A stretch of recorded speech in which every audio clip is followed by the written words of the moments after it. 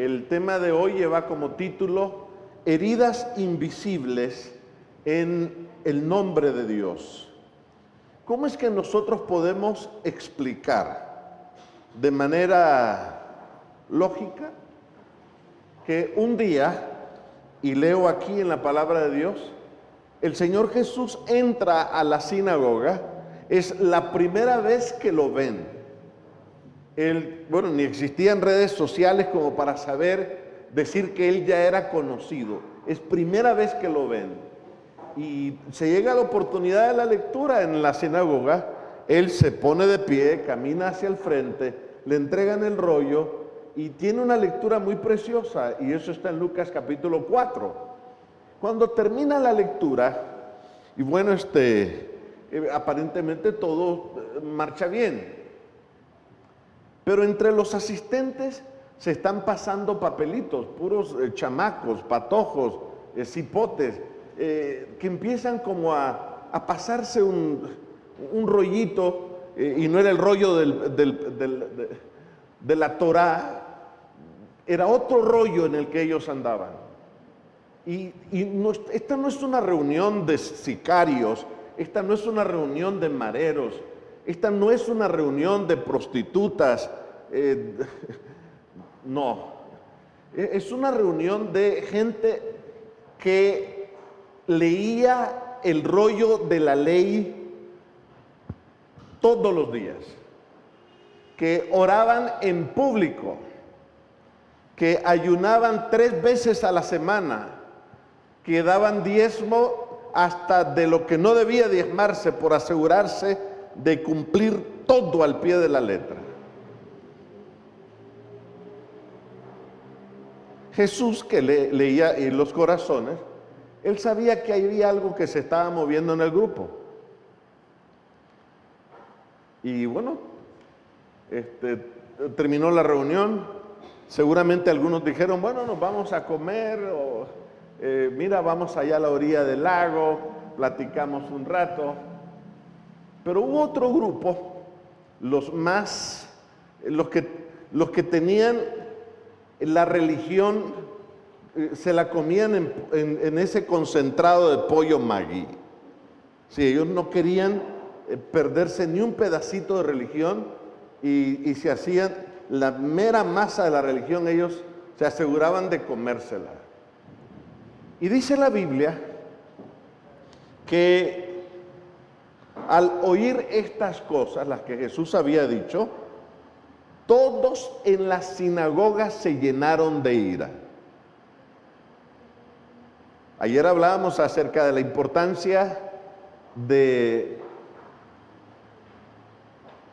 reconocer cuando yo he sido herido por alguien. Es justo que yo sienta ira porque he sido víctima de una injusticia. Pero aquí estas personas no han sido víctimas de ninguna injusticia. Lo único que ha hecho Jesús es leer la Torá, la ley, las escrituras. Lo único, nada más. Él no ha sanado a nadie todavía.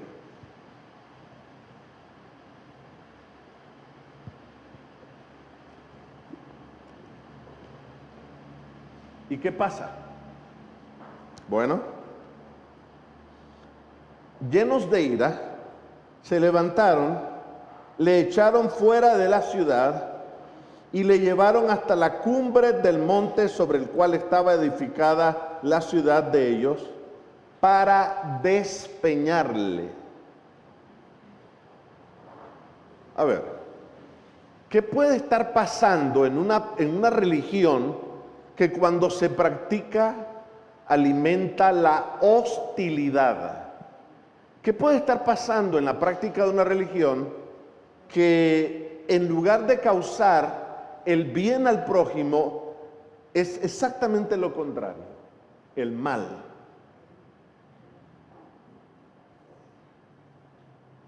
Y ustedes y yo sabemos que los peores exterminios y masacres que se han hecho en la historia de la humanidad la han hecho religiosos en el nombre de Dios. Y de hecho, a veces algunos hablan de la Inquisición, porque los católicos, pero no hablan de las cruzadas, que es la versión protestante de la Inquisición. O sea, a veces leemos la historia desde donde nos conviene, pero nuestra condición humana es igual, no importa a qué religión yo pertenezca. Sucedió en el año 2015, un 30 de julio, y se estaba llevando a cabo la Marcha del Orgullo Gay en el pleno centro de la ciudad de Jerusalén. Y la sorpresa que se llevaron todos fue cuando un judío ultra ortodoxo sembró el pánico en el desfile del Orgullo Gay de Jerusalén al apuñalar a 6 personas en el centro de la ciudad. El agresor, que fue inmediatamente arrestado por la policía, era una persona que tenía solo 2 semanas de haber salido de la cárcel por haber cumplido una sentencia de 10 años, porque en el año 2005 también había apuñalado a otras personas en la marcha del Orgullo Gay de aquel año.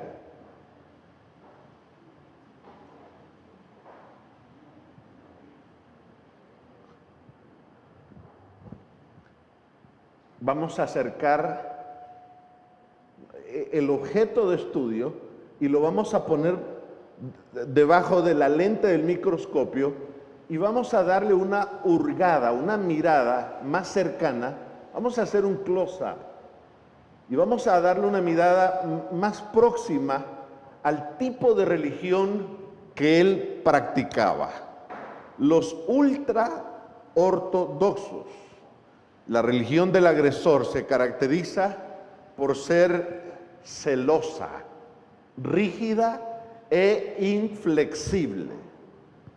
¿Usted ha conocido personas con quienes no se puede considerar que haya una variación? Porque son, la palabra quizás más coloquial es, pastor, le ayudo, son cuadradas.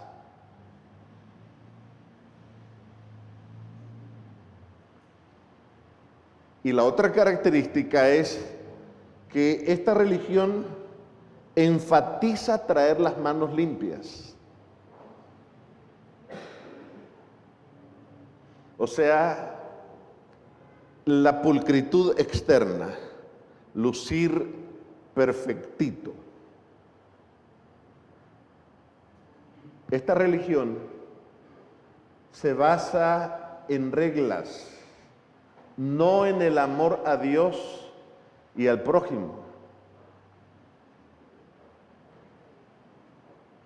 Pero ¿será posible que la mente humana pueda defender con una convicción profunda que causarle el daño y hasta la muerte a otra persona es un acto heroico, es un acto que hay que celebrarlo porque no es posible, los principios se están pisoteando y alguien tiene que defender a Dios, como que si Dios fuese un cobarde que no sabe qué hacer, como que si Dios necesitara, quiero ser guardaespaldas del Señor porque el pobrecito es un inseguro.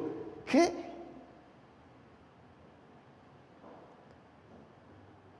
Quiero que meditemos. Hace un tiempo atrás publiqué en una de mis redes, no existe nada más perverso que un religioso que se crea bueno y nada más insoportable que uno lea esto y sospeche de otro.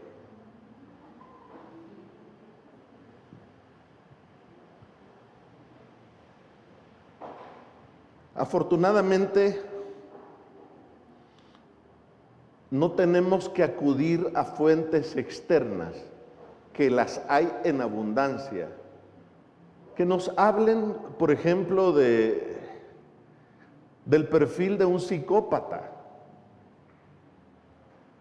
Y ustedes saben, los psicópatas en la mañana matan a la víctima y en la noche asisten al velorio, lloran con la familia y abrazan a los endeudados.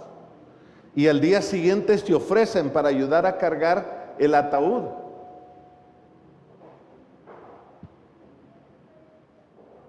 Y en versiones 4 onzas más, 4 onzas menos. Estos perfiles están sentados en los bancos de muchas religiones. Lo único que está ocurriendo es lo que pasa con los volcanes. Los únicos que saben que un volcán está activo son los que están monitoreando el comportamiento de esa masa crítica. Y Dios, que no se deja sorprender, a Él no lo alarmó lo que pasó. Apenas empezó el culto al verdadero Dios, ya brotó, reventó la primera manifestación de una religión tóxica. Y la Biblia lo dice en el libro de Génesis, el capítulo 4, los versículos 4, 5 y 8. Vean lo que dice la Biblia. Y bueno, Caín nos enseñó lo que hay detrás de la religión tóxica. ¿Cómo puedo saber que yo estoy usando la religión para drogarme? Porque antes, probablemente lo estoy hablando de una persona que antes se drogaba, se intoxicaba con alcohol, pero qué vergüenza, ahora ya no me puedo intoxicar con alcohol. Pero me puedo intoxicar con mi propia religión. ¿Cómo puedo saber que estoy usando la religión para alterar mi estado de ánimo y sentirme más importante que otros y sentirme que soy superior a los demás y que mi superioridad moral es mi licencia para usar el púlpito y desde el púlpito ofender a cualquiera? Y usted los conoce. Y hay personas que cuando van a hacerlo desde el púlpito dicen, hermanos, yo sé que no les va a gustar lo que voy a decir. Es decir, todavía te avisan, te voy a enterrar el puñal, ¿ok? Y quiero que digas amén cuando yo lo haga. Veamos esta fotografía de este primer ser humano que cae en la religión tóxica. Dice la Biblia: y el Señor miró con agrado a Abel y a su ofrenda. Por eso Caín se enfureció. ¿Acaso no se parece eso a lo que acabamos de leer en Lucas capítulo 4 y el versículo 28? De la misma manera como Caín se enfureció, aquellos dirigentes judíos de la religión más conservadora, fariseos, se enfurecieron contra Jesús. Caín se enfureció contra Abel, y agrega el texto bíblico, y andaba, hablando de Caín, cabizbajo. ¿Cómo andaba? La palabra cabizbajo nos dice poco, pero mejor vamos a tomar en cuenta la palabra que usó Moisés cuando escribió esta parte. Él andaba yiplú. ¿Cómo andaba? Yiplú. Y ya veremos qué es lo que quiso decir Moisés con esta palabra. Dejémoslo ahí, andaba cabizbajo. Caín habló con su hermano Abel mientras estaban en el campo. Caín atacó a su hermano y lo mató. 3 características del perfil de una persona que practica una religión tóxica. La primera característica que está en la médula de una persona que practica una religión tóxica es que padece de un desorden mental.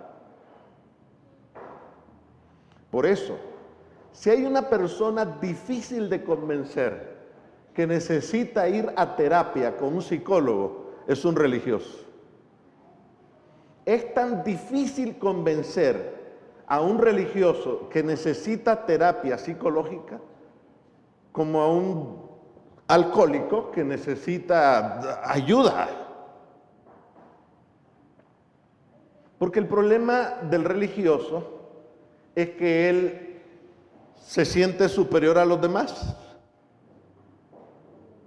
De manera que en la médula, en el centro de su personalidad, hay un desorden mental. Lo que hay por fuera, lo que se vende, es atractivo, es celo religioso, pero vamos a agregarle sin misericordia.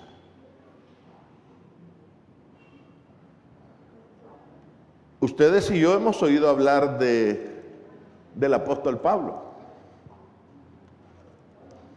Y hemos oído hablar de quién fue él antes de ser el apóstol Pablo. Él era Saulo. Y el doctor Lucas, un médico,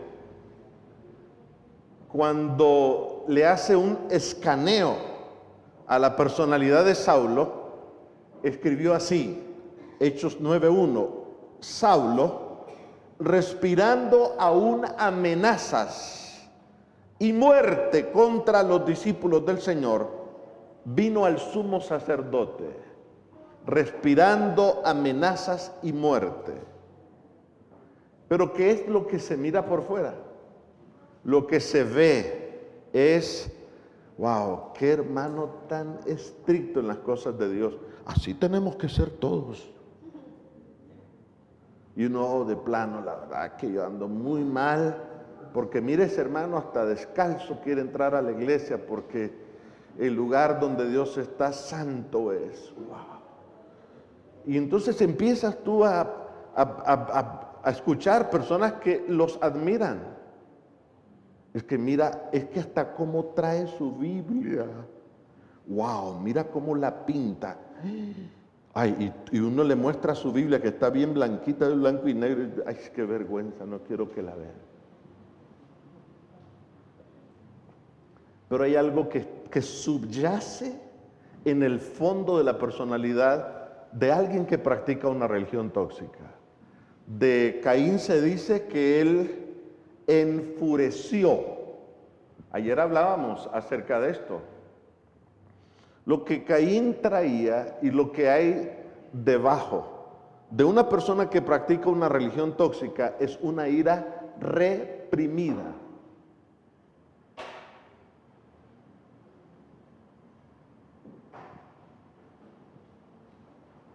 Vamos a ilustrarlo con un volcán.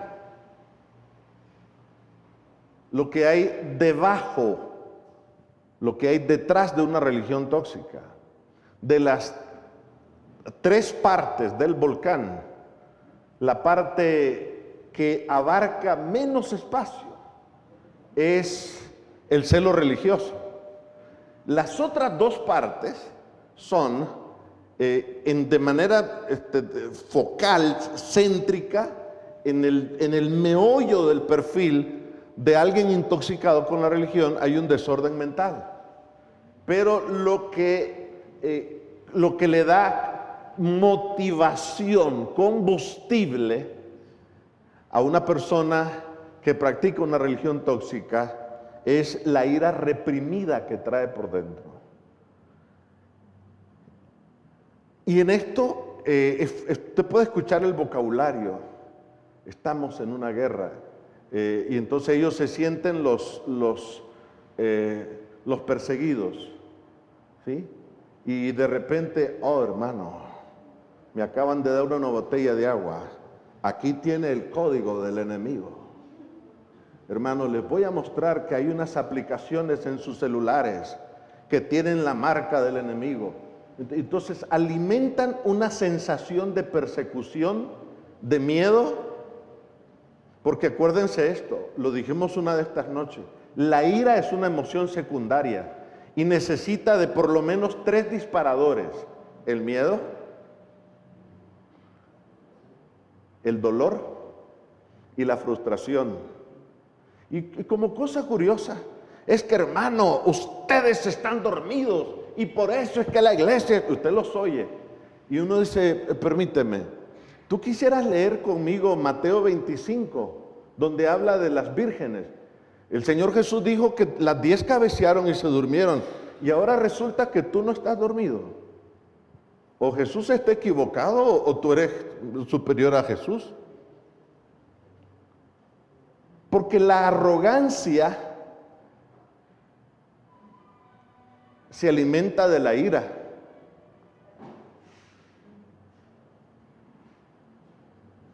Una persona que trae ira reprimida no es paciente, no es mansa, no es misericordiosa, no es bondadosa.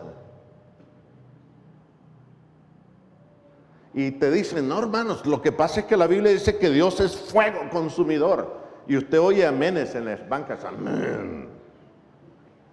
Vengan al sermón del sábado y vamos a ver qué significa cuando Dios dijo que Él es fuego consumidor. ¿Qué significa? Porque ya hemos visto en estas noches que la mayor revelación de Dios sobre la tierra ni siquiera está en la Biblia. La mayor revelación de Dios sobre la tierra es Jesús. Y cuando yo estudio la Biblia, hay 2 métodos. Un método centrado en el lector y un método centrado en el autor, en Jesús. Volvamos. De las 3 características de una persona que practica una religión tóxica, una de ellas, hay un desorden mental. Veamos el caso de Caín. La palabra que Moisés usó allí es la palabra Yiplú. ¿Y cómo sabemos qué significa esa palabra? Viendo cómo la Biblia la usa en otras ocasiones. Y mejor si sabemos cómo la usa el mismo autor. Y el autor del Génesis es Moisés. Y en el capítulo 4 de Génesis y el versículo 5, Moisés describe, la palabra Yiplú significa una persona en estado depresivo. Número 2. En Éxodo capítulo 21, versículo 18, cuando se usa la palabra Yiplú, se usa en relación para recomendarle a una persona que está tan mal que necesita guardar cama.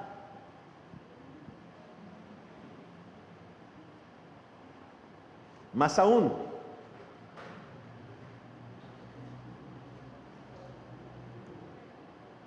una persona con un desorden mental, eso es como 2 más 2 es 4. Una persona con un desorden mental, y este es el tercer uso que la Biblia hace de la palabra Yiplú, y es que esta persona tiene una baja autoestima. Por eso,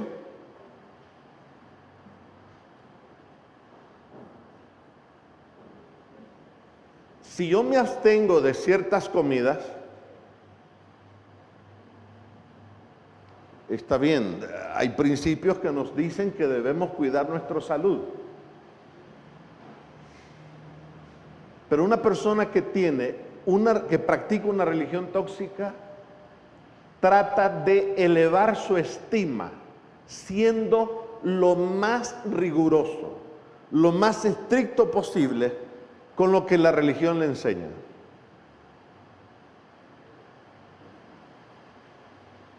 Y ay de usted, si usted les ofrece un caramelito. No, hermano, en estos tiempos que estamos viviendo, mejor ofrézcame un diente de ajo, hermano. Déjeme, le voy a dar la lista de los 99 beneficios del diente de ajo. Y mientras te está dando palabras de aliento, y tú...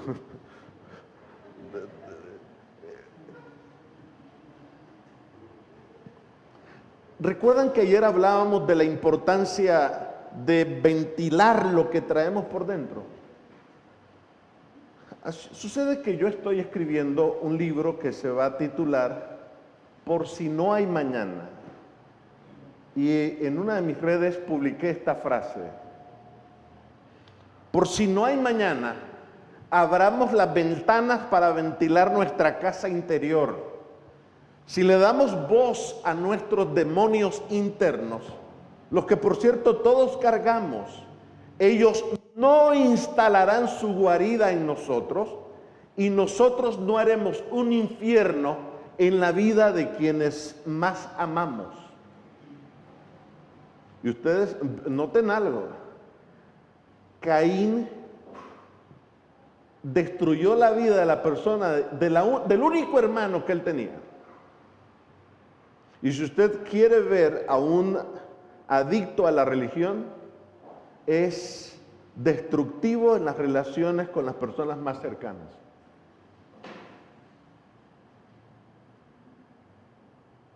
Porque trae una disfuncionalidad interna.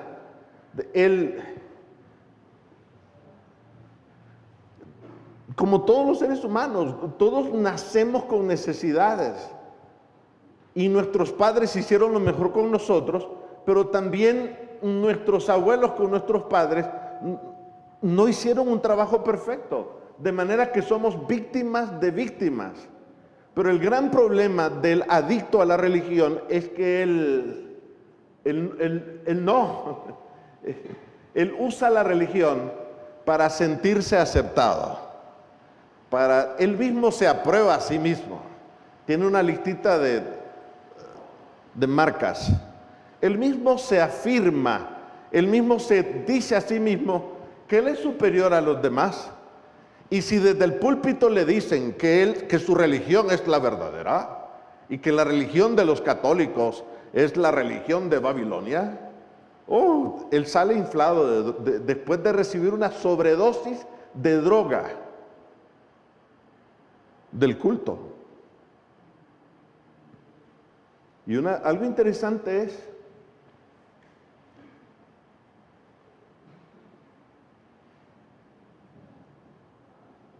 no hay afecto en su corazón, solamente hay afecto hacia sí mismo.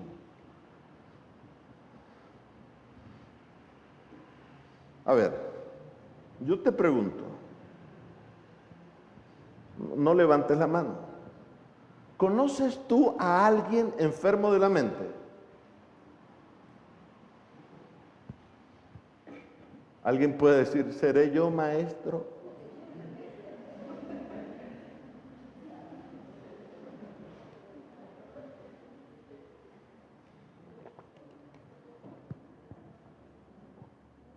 ¿Saben qué fácil? Que cuando uno está aquí detrás de este mueble del Arca de Noé, uno corre el peligro de uno creerse y sentirse superior a los que están sentados.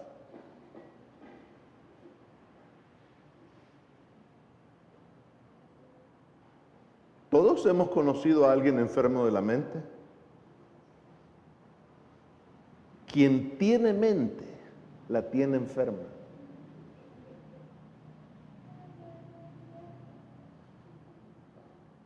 Que no se haya dado a revisar es otra cosa.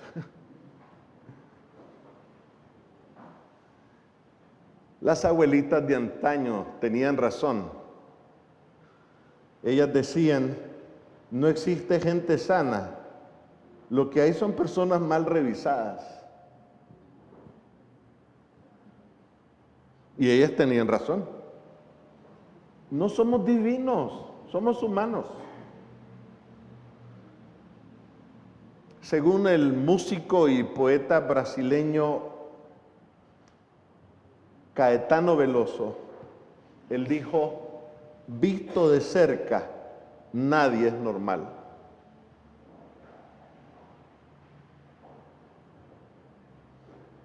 El profeta Isaías dijo en el capítulo 1 y el versículo 6 de su libro: desde la planta del pie hasta la coronilla no les queda nada sano.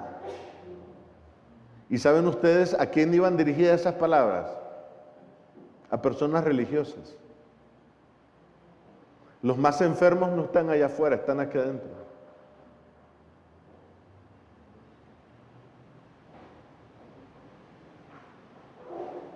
Usted puede hablar con una prostituta y la prostituta le va a decir que sí, que ella se dedica a vender cariño y le pagan en dólares. Y ella lo admite.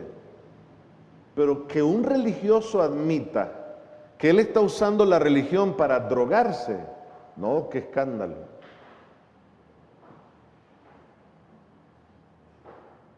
La Biblia tiene razón. La enfermedad nos iguala.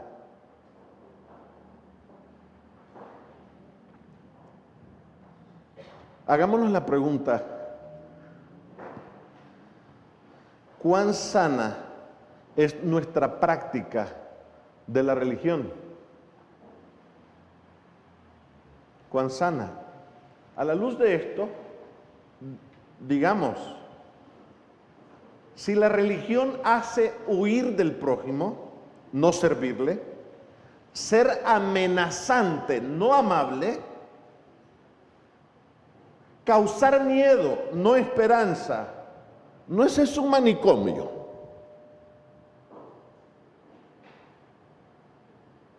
Por el otro lado, el Señor Jesús dijo: el Espíritu del Señor está sobre mí por cuanto me ha ungido para sanar a los quebrantados de corazón y pregonar libertad a los cautivos.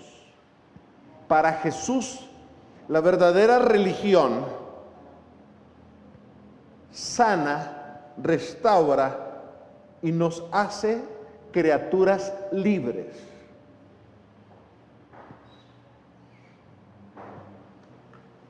Si tuviésemos que ver en el Nuevo Testamento cómo se provocan las heridas en el nombre de Dios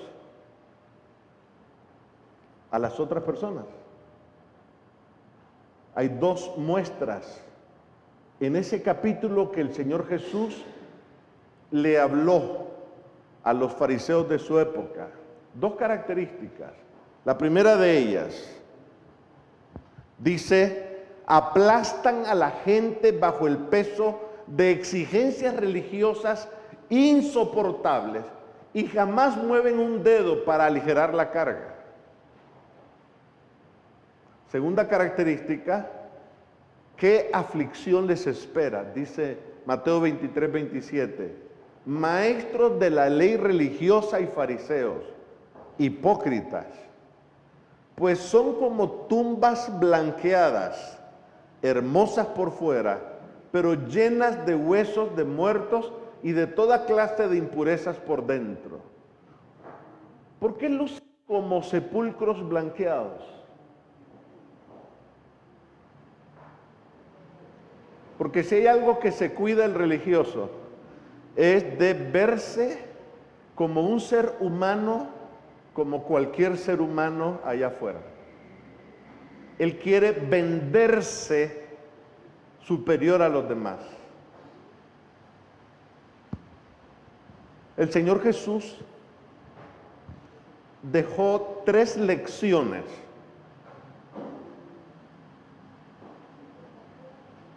que nos pueden ayudar a entender y a sanarnos de una religión tóxica. Veamos las palabras de Jesús en el Evangelio según San Juan, el capítulo 16. Y Jesús dijo así: les he dicho estas cosas para que no abandonen su fe. Los expulsarán de las sinagogas y llegará el tiempo en que quienes los maten pensarán que están haciendo un servicio santo para Dios. Y ahora observemos, versículo 3. Esto se debe a que nunca han conocido ni a mi Padre ni a mí. Así que aquí hallamos el mal de la religión tóxica, el peligro de la religión tóxica y la medicina para superar la religión tóxica. ¿Cuál es el mal? El Señor Jesús lo dijo, es infligir dolor en el nombre de Dios. Y usted los oye. Hermanos, yo sé que esto les voy a decir, les va a ofender. Pero yo oré, yo tenía otro sermón preparado, pero Dios me lo cambió anoche. Y uno dice, ay Señor, ¿por qué cambió de sermón?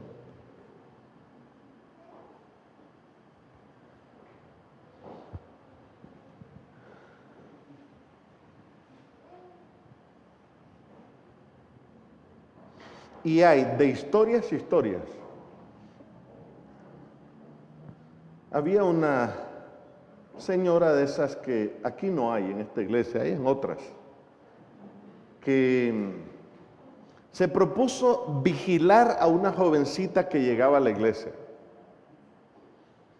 Y la vigilaba porque la jovencita se arreglaba, usaba maquillaje y usaba pinturas. Y la señora se propuso jugar a francotiradora. Y cuando ya la tenía localizada, en la salida del servicio la esperaba. Y le decía, hermanita, ¿cuántas veces te tengo que decir que no es así como que te tienes que arreglar? Y ella le decía, hermana, con mi vida no se meta, a mí que me juzgue Dios, ¿ok? Y ahí se iba la muchacha y la señora se quedaba viendo cómo acomodaba los demonios que traía por dentro. Y si fuera tu mamá, ya te arreglaba. Le salía lo caínico. Le salía lo caínico. Y hizo varios intentos, hasta que hubo un intento más. Y dijo la señora, ahora sí, y preparó una colección de citas que tenía por ahí, y la vigiló en la puerta, y cuando ya todo el mundo salía, y ahí la aprovechó, la puso a un lado, y le dijo, hija, le dijo, no me llame hijo, le dijo ella, me molesta, es que puedo ser tu madre y tengo que corregirte, y te voy a corregir en el nombre del Señor. Yo te reprendo, le dijo la señora a la jovencita, yo te reprendo porque tú andas luciendo con el maquillaje, el arreglo, la pintura, mírate nomás las uñas. Y entonces, ¿cuándo vas a cambiar? Entonces la jovencita se llenó de valor, respiró hondo y le dijo, hermana, cuénteme de qué estamos hablando. Mientras yo me mojo las uñas con pintura, usted se derrama la botella en la cabeza. Quiere decir que como me pongo poco, yo peco, y usted que se pone mucho en el pelo, ¿usted no peca?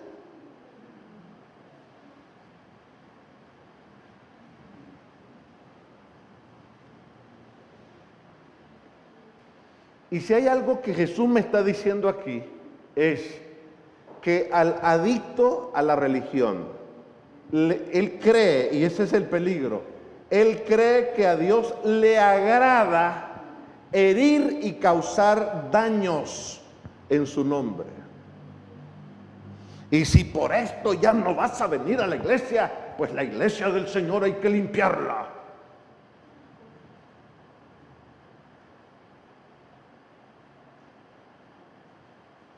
Hermana, si viera lo que me costó invitarla a que viniera a la iglesia, no quería venir.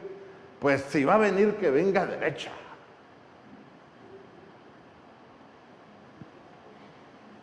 Y la medicina que Jesús dio, Jesús dijo, esto se debe, y ahí viene la explicación, a que nunca han conocido ni a mi Padre ni a mí. Y usted puede verlo.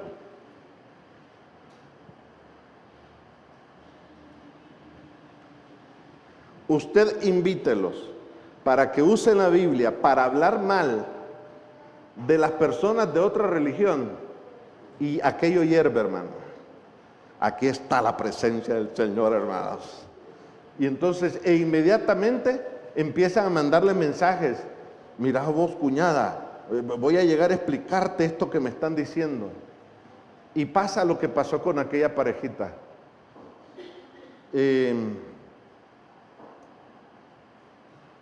Dos jóvenes habían conocido de la iglesia, de la Biblia, y un día me dijeron, papaito, ya nos vamos a regresar allá donde somos de México.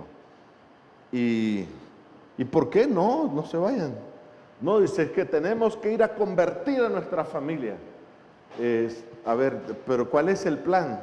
Sí, se estamos juntando conflictos de los siglos, del tamaño grande, del tamaño mediano, del otro que viene más gordito, el de colores en blanco y negro, y lo conseguimos el conflicto de los siglos en cassette y en CD, y también a colores, pastor, y vamos a ir a convertir a la familia. Y se fueron. Pasaron los meses, y un día los encuentro en la iglesia, regresaron. ¿Qué pasó? Pastor. Y entonces, ¿y qué fue? Es que la gente no quiere el evangelio, pastor. ¿En serio? ¿Y por qué? Ah, no, pastor, dice, es que llegamos una noche y ya en la noche yo ya sentí el olorcito a las veladoras esas, pastor. Y yo esa noche me arrodillé y le dije a Dios, Señor, ayúdame porque mañana en la mañana empieza el reavivamiento y la reforma aquí en la casa de mi mamá. Y dice, pastor, todavía no cantaba el gallo. Y yo madrugué, pastor. Agarré a la Guadalupe, la Virgen de Guadalupe, y mi mamá dice, tenía una imagen así, la Lupe. Yo la agarré, pastor, y le hice pedacitos. Y yo solo me agarraba de la cabeza. Pero ¿cómo? Sí, dice pastor, es que la gente anda perdida adorando ídolos. ¿Y qué pasó cuando se despertó la mamá? Ah, a mí me echó los perros mi mamá. Ya ves que la Biblia dice que lo van a perseguir a uno en el nombre del Señor. Sí. Y los de tu propia casa son los que te van a perseguir. El tóxico de la religión aprovecha el cumpleaños. Oye, muchachos, ¿ya se dieron cuenta ustedes? ¿Sí? Esa nueva marca que ha salido, no, ese asunto de los celulares, usted no sabe, dice, y lo andan controlando a uno, y después lo van a venir a perseguir a uno, aunque uno ande huyendo en las montañas de Petén. Sí, tal vez están celebrando el cumpleaños de la abuelita y todo el mundo comiendo su pollito asado ahí, qué sé yo. Aunque sea tortillitas tostadas con frijoles y aguacate, ya los antojé, ¿viste? Pero entonces se le ocurre sembrar el pelo en la sopa. Porque el centro de una persona adicta a la religión es su ego, no es Jesús. Cuando nosotros estudiamos la Biblia, nos damos cuenta que hay dos propuestas. La propuesta humana, la propuesta de la religión tóxica.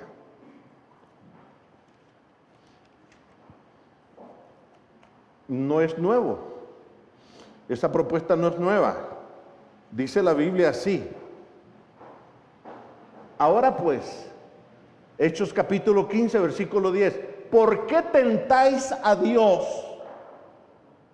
poniendo sobre la cerviz de los discípulos un yugo que ni nuestros padres ni nosotros hemos podido llevar. Así que una religión que intoxica le pone un yugo a la gente que ni ellos ni nadie ha podido llevar. Pastor, ¿no será que usted está poniendo bien flojas las cosas de Dios?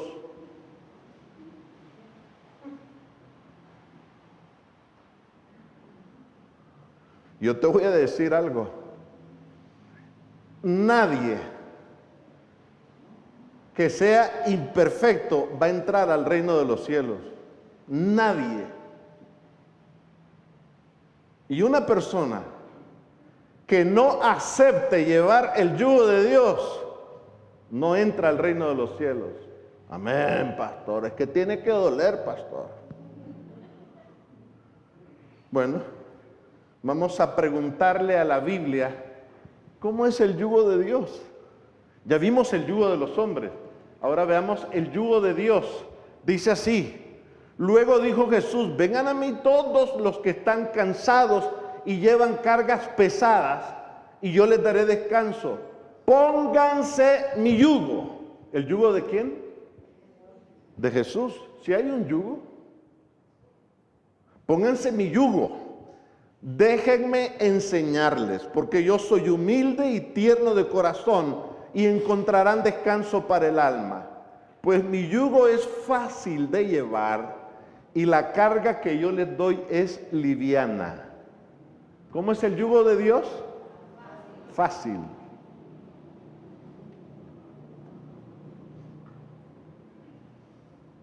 Hay dos yugos. El de la religión tóxica es difícil de llevar, nadie lo puede llevar. Ay, hermanos, pero si sufrimos aquí, reinaremos allá, hermanos. ¿Y cómo le va, hermano? Arrastrando la carreta, hermano, en la lucha. Y dice Jesús, perdón, el que lleva el yugo soy yo. Porque la metáfora de Jesús es la metáfora del buey alfa y el buey cachorro. Tú y yo somos los cachorritos del Señor. Quien lleva el peso mayor es Jesús, quien carga el yugo. Y a nosotros nos resulta fácil ¿de qué? De llevar. Y Él nos ofrece, por su misericordia, nos ofrece aceptarnos, darnos descanso, y nos ofrece sus obras.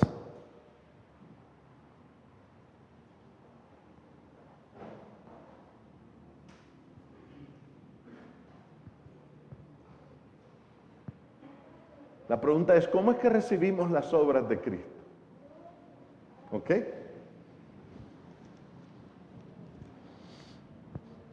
¿Qué le va a pasar a esta bolsa ahorita? ¿Qué le hace el fuego?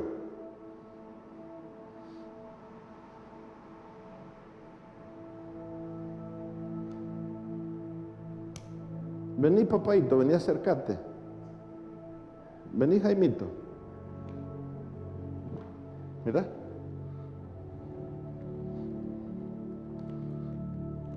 Que yo me voy a presentar delante de presencia del Señor. Dirían los chamacos, whatever. ¿Qué te crees? ¿Qué te crees? Ahora, la Biblia no se equivoca, hermanos. ¿Cómo es que recibimos las obras de Cristo? Romanos capítulo 6 a mí me explica que el bautismo significa tres cosas. Cuando una persona es bautizada, recibe por la fe la única vida que ha sido perfecta. No hay dos ni tres, ni siquiera 140 pastores que yo estoy orando para formar parte de los 144,000. Papaito, te vas a quedar. Es que sí, mire, yo ya me leí el libro de la temperancia, ya no como queso salado, pues. No te va a servir para salvarte. Si quieres mejor limpiar las arterias, está bien, puedes abstenerte de comida grasosa. Pero no vengas a decir que te estás preparando, me estoy preparando para el tiempo del fin. Eso es arrogancia. Jesús está en el río Jordán. Juan está en el centro. Y Juan empieza a gritar, generación de víboras, arrepiéntanse. Y nadie entendía el bautismo. Ni siquiera Juan el Bautista lo entendía. Y fue entonces que se sorprendió. Claro, la gente empezaba a acercarse. Un tipo que robaba camellos. Ay, arrepentido, Señor, perdóname, tantos camellos. No eran carros los que robaba, eran camellos. Era el primero.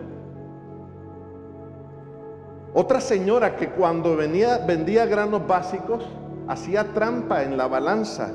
Ay, Señor, pero ha sido tranza. Yo, Señor, perdón. Ahí estaba haciendo fila. Pero Juan se sorprende porque está haciendo fila su primo. Ay, si el primito, sí. El mayor pecado que alguna vez tuvo fue que se fue a dormir sin limpiar el taller y dejó los colochos por todos lados. Pero entonces Jesús sí entendió. Y Jesús le dijo a Juan, yo elegí voluntariamente pertenecer a la generación de víboras. Y no lo digo yo. Gálatas capítulo 3, versículo 13. Dice que el Señor Jesús se hizo maldito por nosotros. ¿Por qué? Porque si no, no lo hacíamos.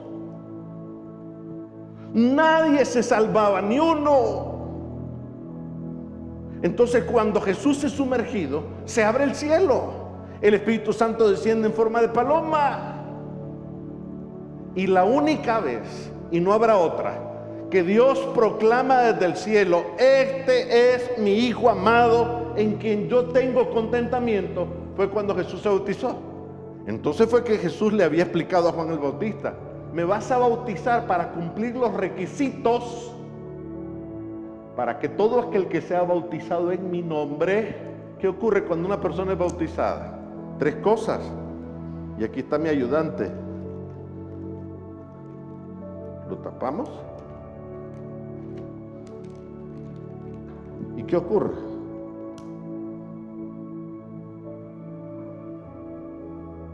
¿Por qué? Ahí está en la pantalla. Gálatas 3:27. Porque todos los que habéis sido bautizados en Cristo, de Cristo están revestidos. Cuando tú te ves en el espejo, tú te ves revestido de Jesús. Y cuando tú miras a tus hijos, ¿los ves revestidos de quién? De Jesús. Pastor, es que mis hijos andan fuera de la iglesia. Yo no te estoy preguntando. Porque la mamá y el papá de tus hijos forman parte de la generación de víboras.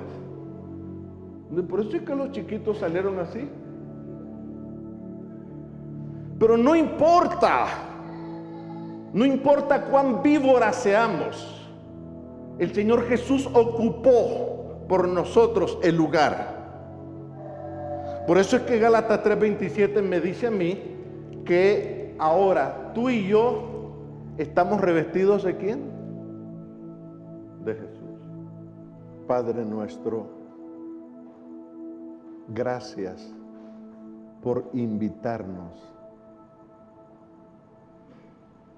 Gracias por llamar a la puerta de nuestro corazón. Gracias por no darte por vencido con nosotros. Gracias porque el bien y la misericordia del Señor nos seguirán todos los días de nuestra vida. Y queremos decirte a ti en esta hora, Jehová te bendiga y te guarde. Jehová haga resplandecer su rostro sobre ti y tenga de ti misericordia. Jehová alce sobre ti su rostro y ponga en ti paz. Amén.